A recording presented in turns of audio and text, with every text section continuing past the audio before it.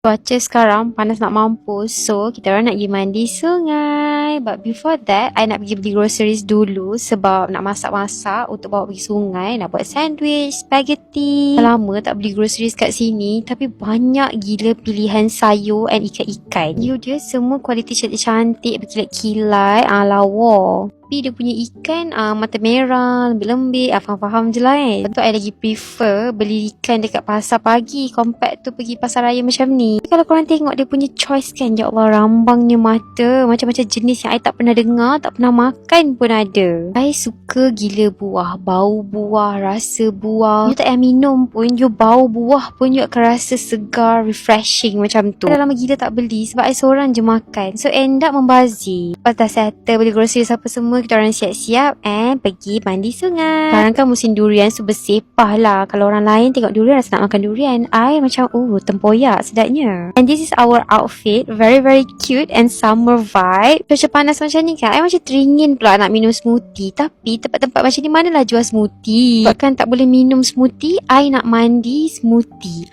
Korang tahu tak I bawa apa pergi sungai? I bawa sabun yang bau buah-buahan. This is new collection of Bath Garden. Kalau you beli satu box yang macam ni, boleh dapat satu free plushies. Like, look at it. Comel kan? Ada semua flavor. I paling suka passion fizz. Flavor kau nasib baik tak terminum je sabun ni sebab bau dia sedap sangat. Tahu tak, sejak I pakai sabun Bath Garden ni, I dah tak tukar sabun lain dah. The new smell, I minta maaf lah dekat sabun-sabun dia yang lama tu, bau sakura semua tu, I tak nak pakai dah. Sebab bau yang ni sumpah sedap gila. And I cuci tangan je weh, tapi dia stay dekat tangan I sampai I balik rumah. Kan betapa wanginya sabun dia. Plushies yang diorang bagi tu limited tau. So korang make sure check out cepat-cepat, nanti rugi tak dapat.